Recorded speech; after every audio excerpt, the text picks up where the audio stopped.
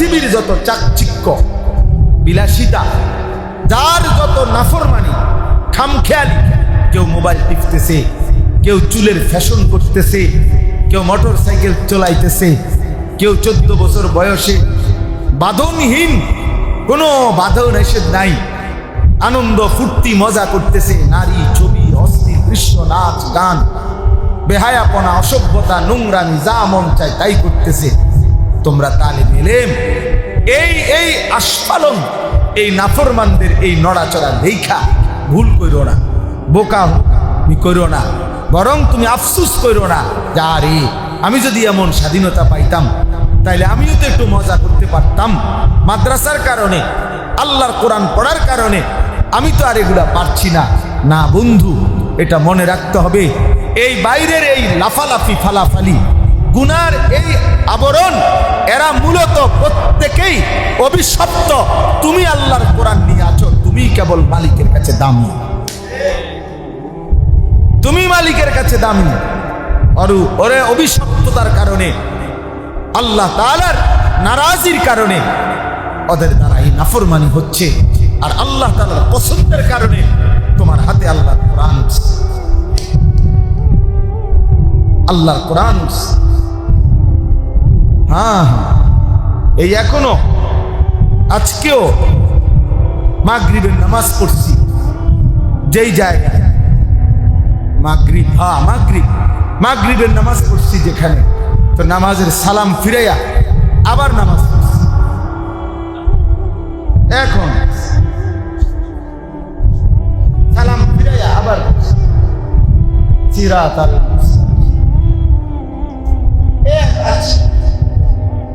ইহদিনা সিরাতাল মুস্তাকিম, তার বাড়ির মুস্তাকিম।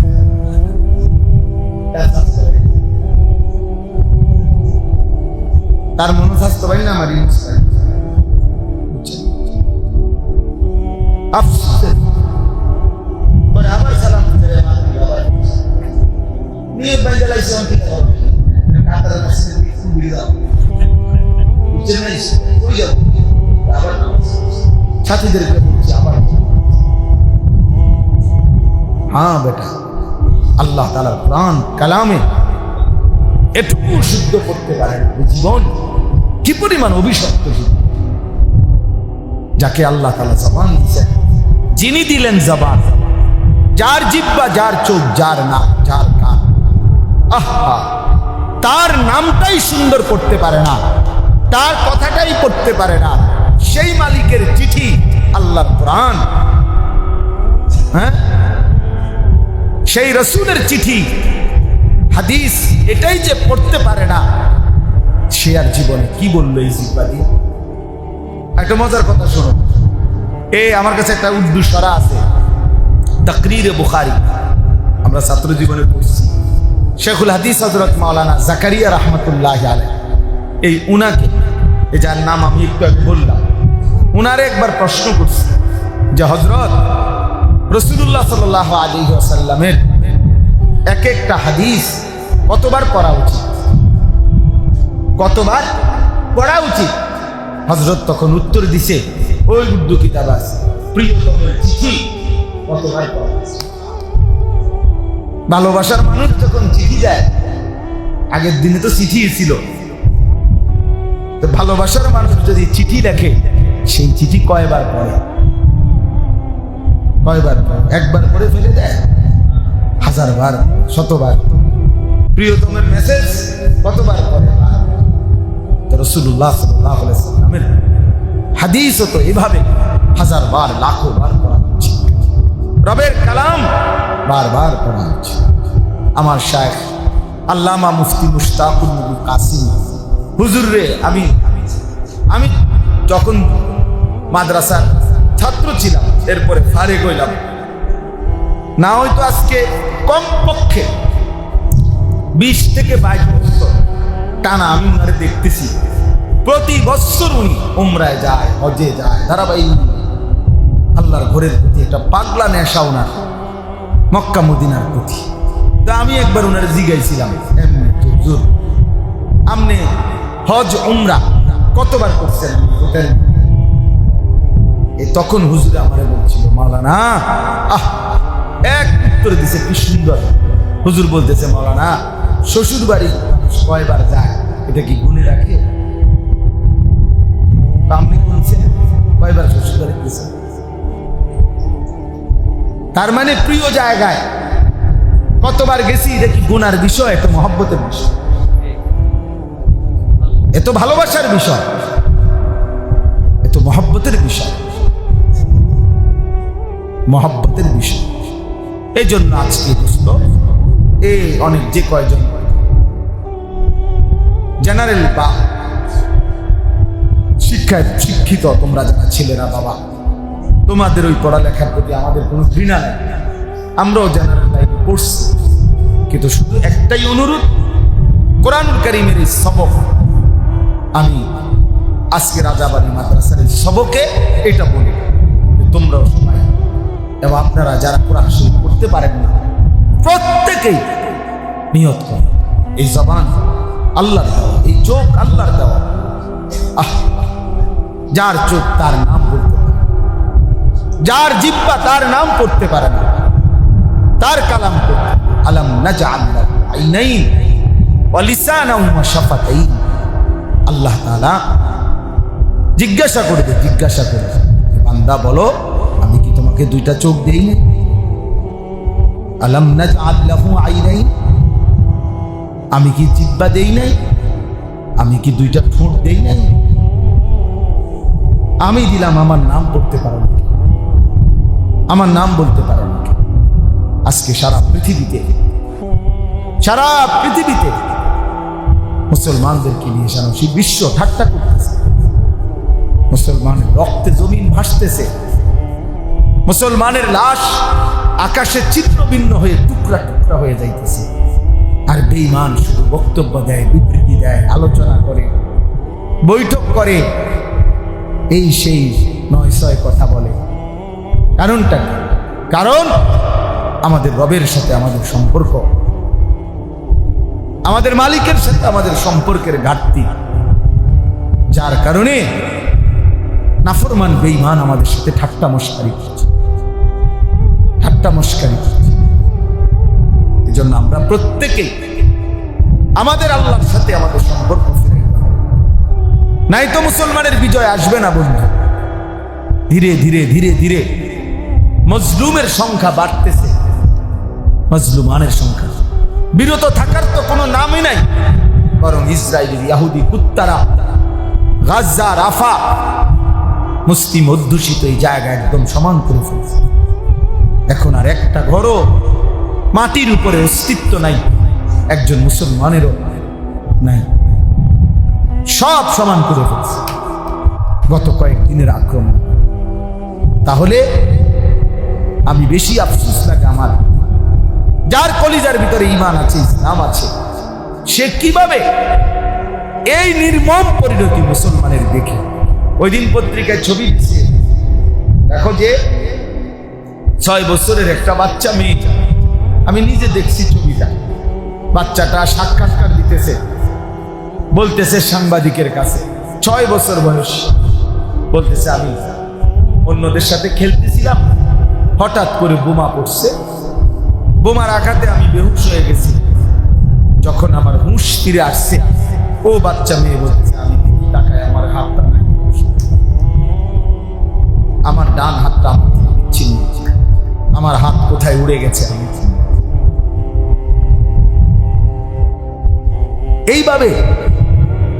এইভাবে জলজ্জান্ত 3 বছরের 10 বছরের মাসুম নিষ্পাপ বাচ্চা যারা হত্যা করে, তারা তো কুত্তাও হইতে পারে, মানুষ তো দূরে থাক,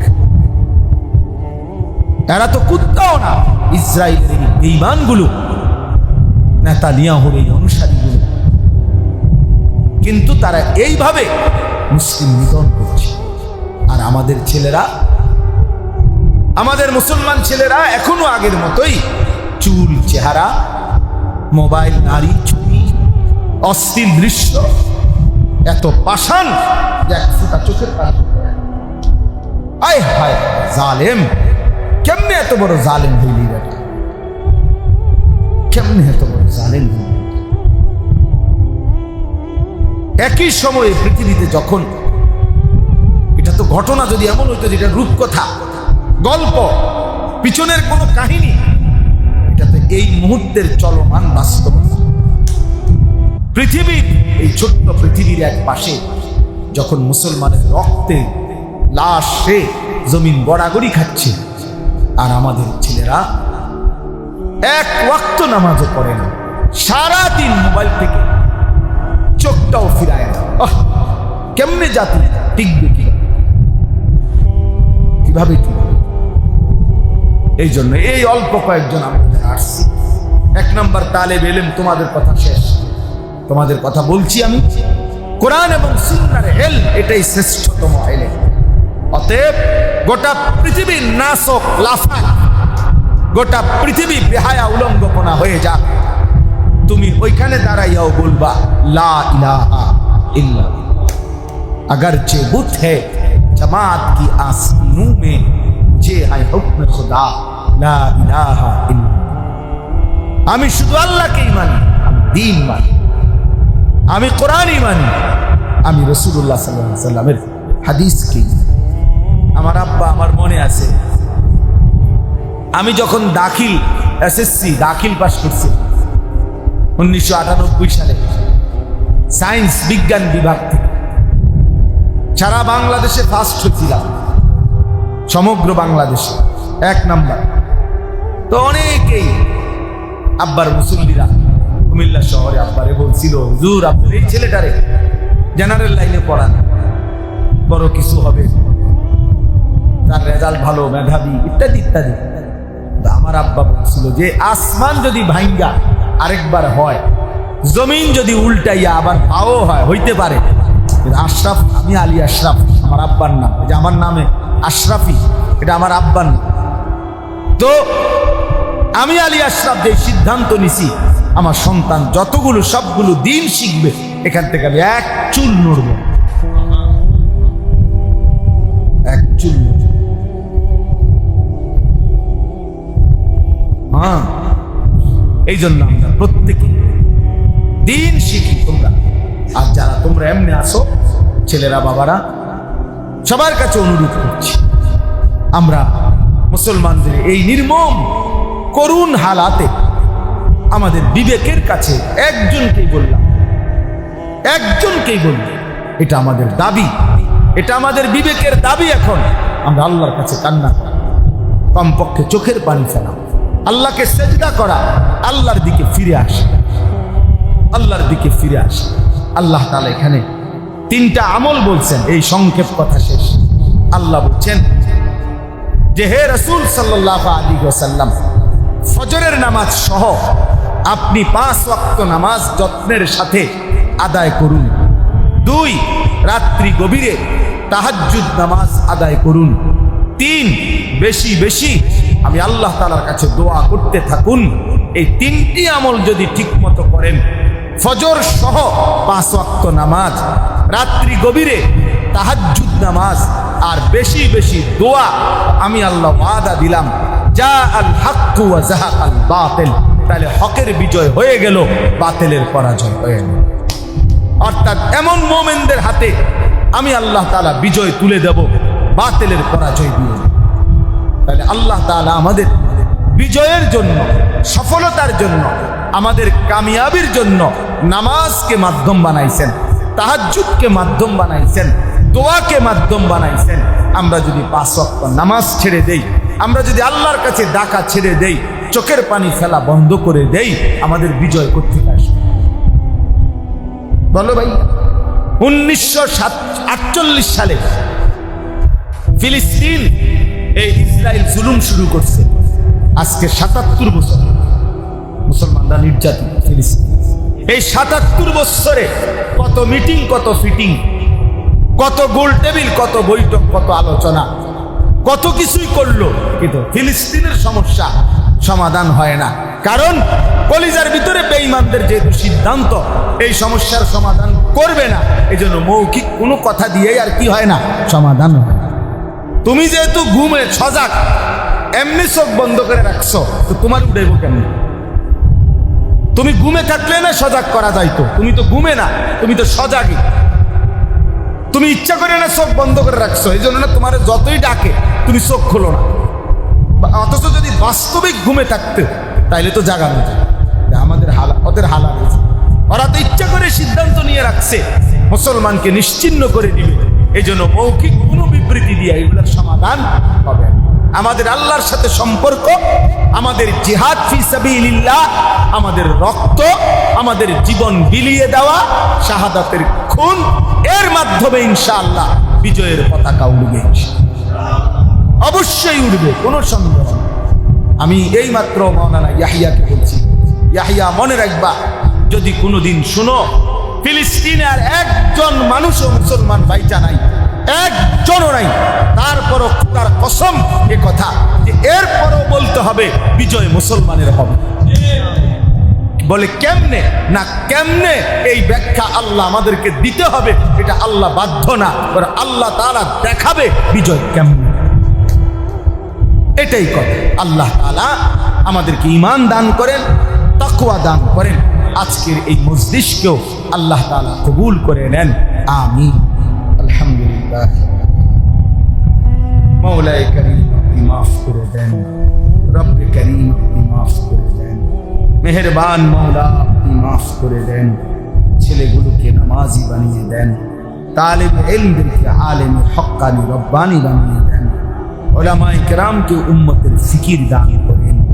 আল্লাহ কবরবাসীদেরকে মাফ করে দেন, মজলুম মুসলমানদেরকে বিজয় দান করেন, গাজা ফিলিস্তিনে মুসলমানদের বিজয় দান করেন, ইসরায়েলের ইহুদি বেঈমানদেরকে ধ্বংস করে দেন। রাজাবাড়ি মাদ্রাসা আপনি কবুল করে দেন, মাদ্রাসার তামাম জরুরত আপনি পূরণ করে দেন, যার যত নেক মাকসাদ আছে পূরণ করে দেন। ছাত্র, উস্তাদ, কমিটি, এলাকাবাসী সকলকে ইখলাস ও তাকওয়া দান করেন। রব্বির হামহুমা কামা রব্বায়ানি সগীরা, রব্বানা হাব লানা মিন আজওয়াজিনা ওয়া যুররিয়াতিনা কুররাতা আ'য়ুন ওয়াজআলনা লিল মুত্তাকিনা ইমামা। সুবহানা রাব্বিকা রাব্বিল ইজ্জাতি আম্মা ইয়াসিফুন ওয়া সালামুন আলাল মুরসালিন ওয়ালহামদুলিল্লাহ। আগামী শনিবার, মানে এই শনিবার 12 তারিখ আমার মাদ্রাসার ইসলাম নিয়ে সরাসরি কোরআনুল কারীমের তেলাওয়াতে মশগুল হয়েছে।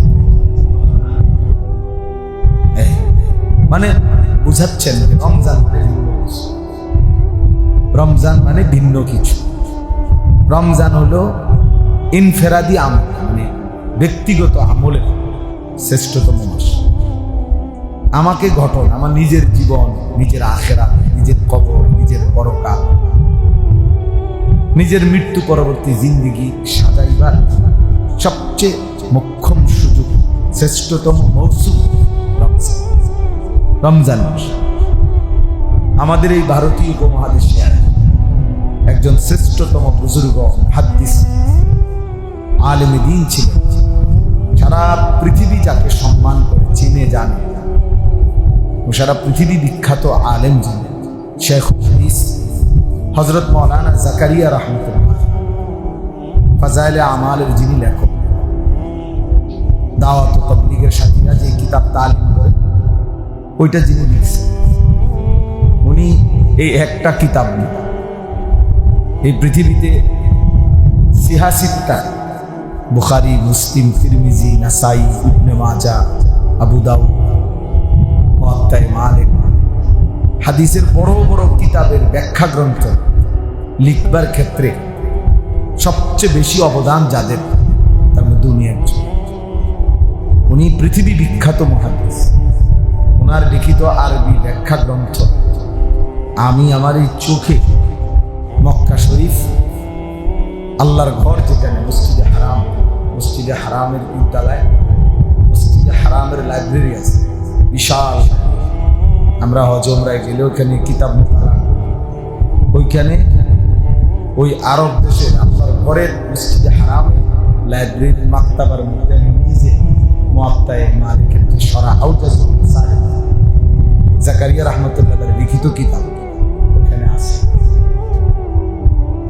অনেকে মনে করে যে ফাজাইলে আমাল লিখছে যে আলগা কিছু পণ্ডিত আছে ফালতু, এগুলো বলে যে এখানে মধ্যে জাল হাদিসে ভরা, ভুল ভ্রান্তিতে ভরা। বেওকুফ, আগে তো মন্তব্য করার আগে জানা উচিত লিখছে লিখছে টাঙ্গালের ভূত কাঙ্গালে লিখছেন যিনি, তিনি জগৎ বিখ্যাত মহাদেশ, ছোটখাটো মহাদেশ। 60 বছর যিনি, ওই ছেলেরা ওই মোবাইলগুলো নামো, হাতের মোবাইলগুলো নামো, এমনি শোনো, মোবাইল আড়াইবা না, হাতে ধরো, একদম নিষেধ, নাইলে উঠাই দেবো কিন্তু আমি। তো 60 বছর তিনি এক টানা শুধু আল্লাহ রাসূল সাল্লাল্লাহু আলাইহি সাল্লামের হাদিস পড়াইছেন।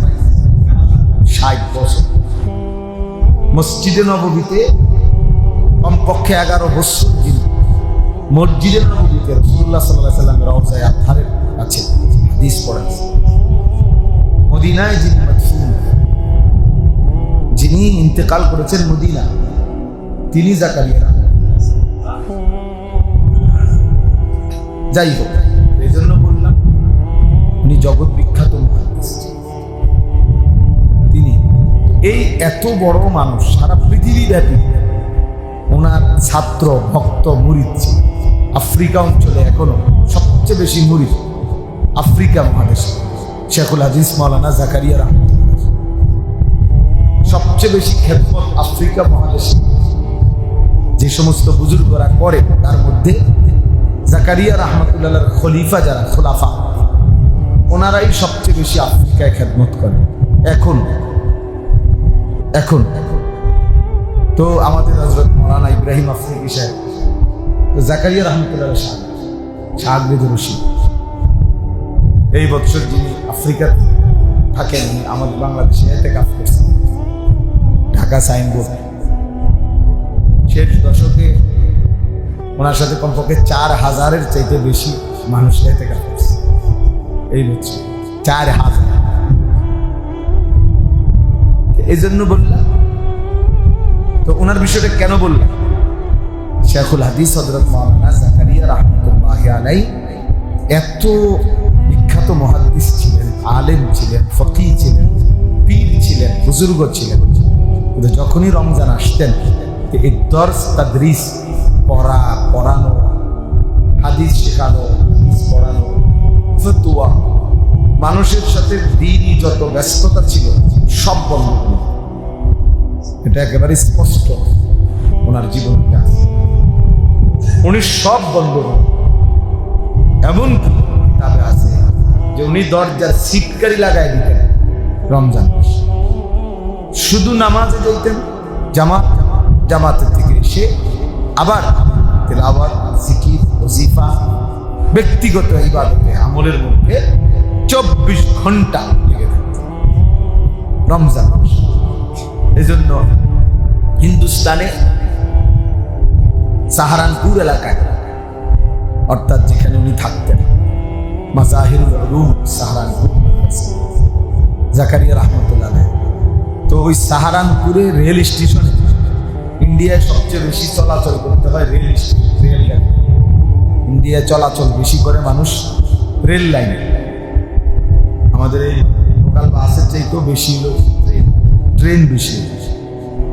তো সাহারানপুর স্টেশনে তখনকার যুগে রেল স্টেশনে সারা পৃথিবী থেকে মানুষ ওনার সাথে দেখা করার জন্য আসত জাকারিয়া রাহমাতুল্লাহর কাছে, ওনার ভক্তরা, মুরিদরা, ছাত্ররা।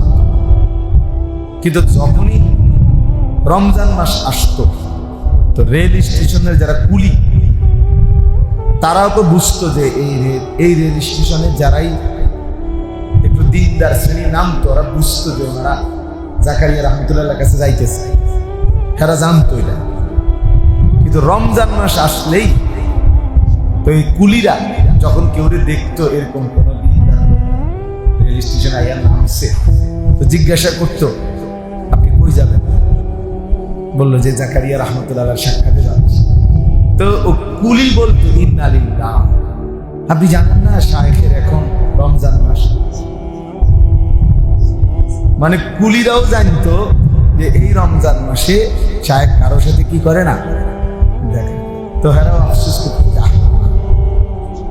শায়েখের তো এখন রমজান মাস, শায়েখের এখন রমজান মাস। আমরা যেরকম বলি যে আমরা টনসিল কাপড় ব্যবসায়ী করে রমজান মাসে কয় না, আরে তোমার তো এখন কি বাম্পার, তোমার তো এখন ব্যবসার বাম্পার। তার মানে শায়েখের এখন রমজান মাস। তো আমি ওই সবকের কারণে এই কথাটা বললাম, মানে কেন তোমরা অনেক ছেলেরাও আছো, তোমাদের ওইটা বোঝা উচিত। আমাদের কওমি মাদ্রাসা রমজানের পরে বছর শুরু হয়। কেন? আর রমজানের অর্থাৎ শাবান, যেটা আমরা লাইলাতুল নিসফি মিন শাবান, শবে বরাত বলি, স্বাভাবিকভাবে আমাদের এই শবে বরাতের আগেই বছর কি হয়ে যায়, শেষ। বার্ষিক পরীক্ষা, সালানা পরীক্ষা হয়ে যায়। তো এর পর থেকে পুরা রমজান বেঁধে আমাদের ফিকির থাকে, তার ব্যক্তিগত আলাদা পড়ালেখা, ইবাদত, আমল, তেলাওয়াত, দোয়া।